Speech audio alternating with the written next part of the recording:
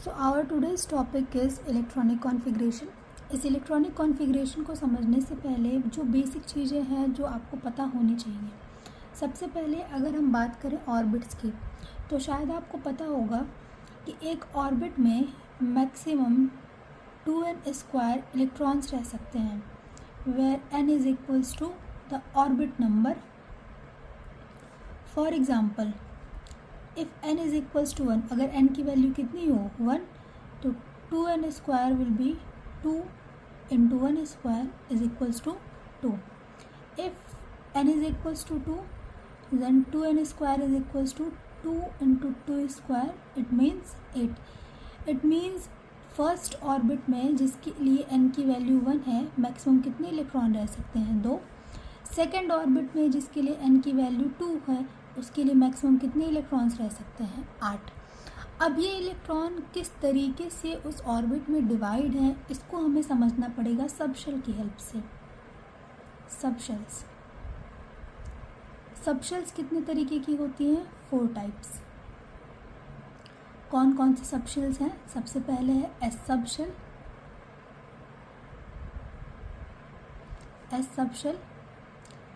S subshell के पास एक orbital होता है और मैक्सिमम कितने इलेक्ट्रॉन्स रह सकते हैं इसके पास? 2। ये है एस सबशेल का एक ऑर्बिटल और इस तरीके से आप इलेक्ट्रॉन फिल करते हैं।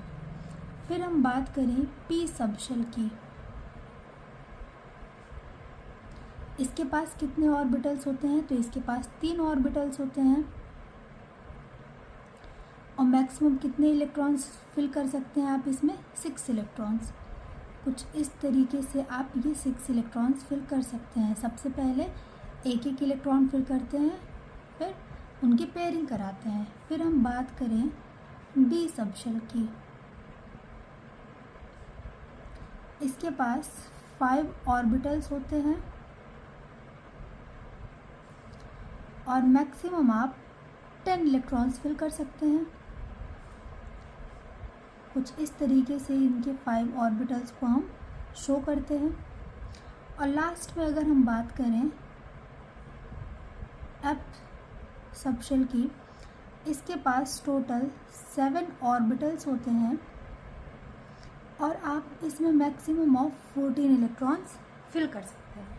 ठीक, अगर हम एस सबशेल के लिए बात करें, अब थोड़ी सी और बेसिक चीज़ों की बात कर लें हम। एग्जाम्पल के लिए अगर हम बात कर लें कुछ क्वांटम नंबर्स की। क्वांटम नंबर शॉर्ट में Q1 लिखा गया है। क्वांटम नंबर में कौन कौन क्वांटम नंबर हमें जानना ही होगा। एक तो हो गया हमारा प्रिंसिपल क्वांटम नंबर, जो हमें बताता है ऑर्बिट नंबर और शेल नंबर। और दूसरा आपको पता होना चाहिए एजीमुथल क्वांटम नंबर, जो हमें बताता है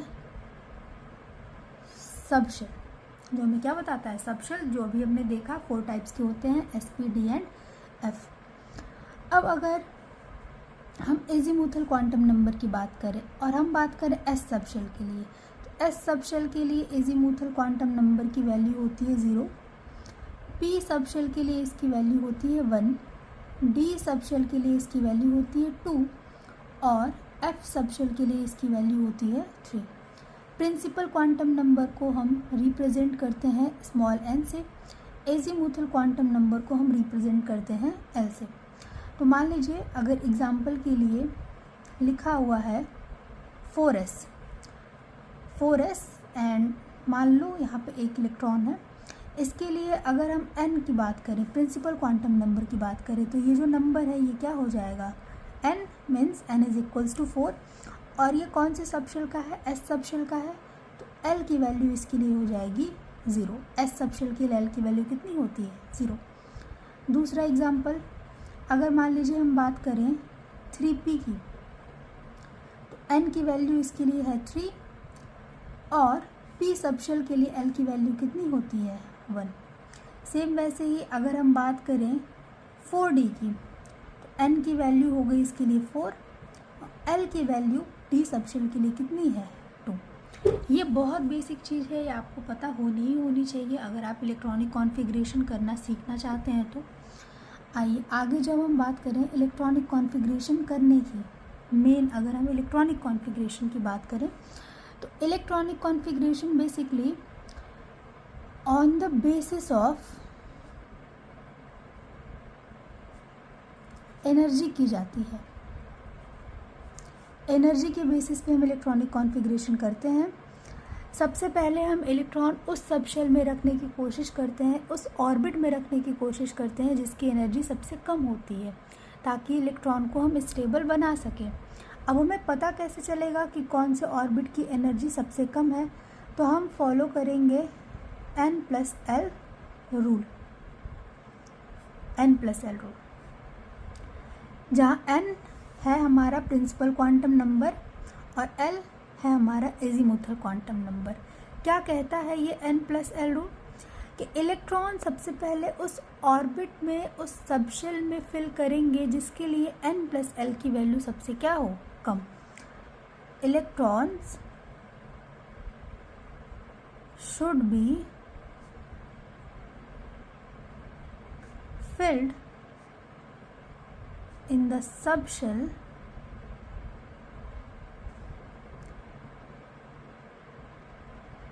which has lowest value of n+l, जिसके लिए n+l की वैल्यू सबसे क्या हो, कम। If two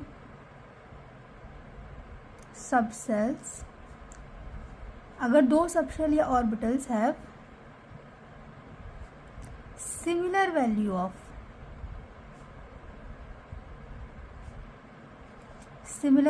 of n+l, then electron will be filled in the subshell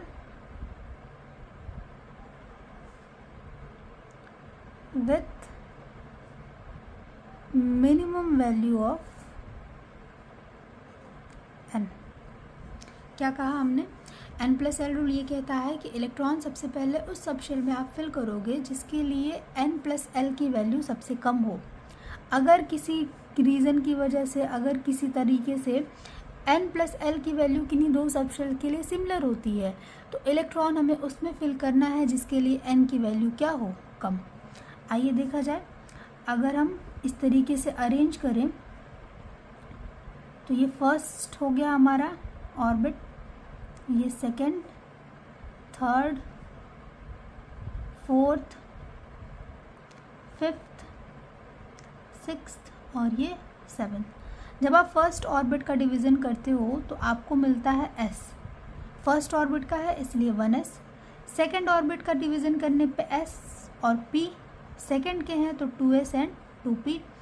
similarly वैसे ही थर्ड ऑर्बिट के लिए 3s, 3p and 3d। Fourth orbit के लिए 4s, 4p, 4d, 4f, 5s, 5p, 5d, 5s, 6s, 6p, 6d, 7s and 7p। अब अगर आप इस 1s की बात करिए, तो इस 1s के लिए n+l की वैल्यू कितनी होगी, देखिए 1s के लिए n की वैल्यू है 1 और s के लिए l की वैल्यू कितनी होती है, 0। तो इसके लिए अगर आप n+l की वैल्यू निकालेंगे तो कितनी आएगी, 1।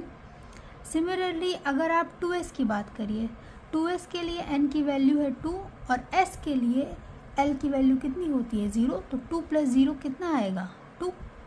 मतलब फर्स्ट इलेक्ट्रॉन हमें 1s में फिल करना है, फिर हमें कहाँ फिल करना है, 2s में।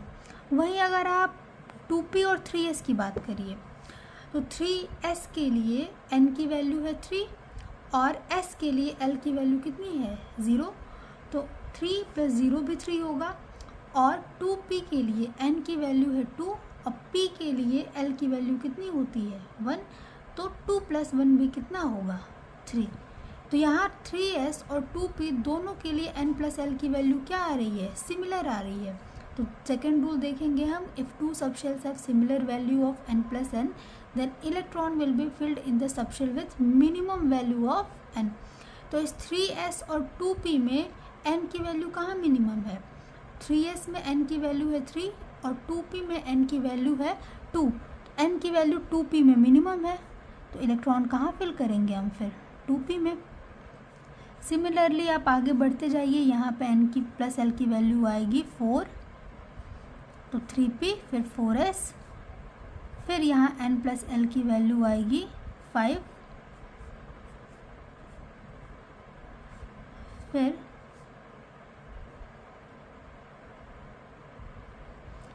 यहाँ n+l की वैल्यू आएगी 6,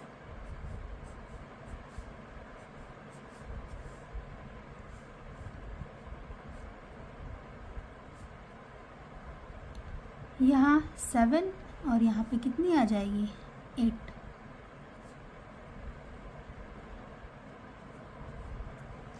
मतलब सबसे पहले हमें इलेक्ट्रॉन फिल करना है 1s में, फिर 2s में, फिर 2p में, फिर 3s में, फिर 3p में, फिर 4s में, फिर 3d में, फिर 4p में, फिर 5s में, फिर 4d में, फिर 5p, 6s, 4f, 5d, 6p, 7s, 5f, 6d and 7। इस तरीके से आप इलेक्ट्रॉन्स की फिलिंग करेंगे।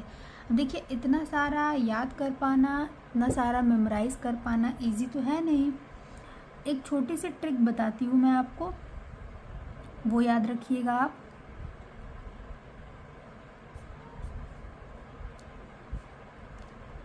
S, P, D and F।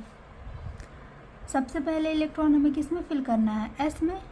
देखिए स्टार्टिंग के जो दोनों हैं वो S हैं, 1s एंड 2s। उसके बाद फिर हमें इलेक्ट्रॉन फिल करना है PS, PS। तो देखिए PS एंड PS। फिर हमें इलेक्ट्रॉन फिल करना है DPS।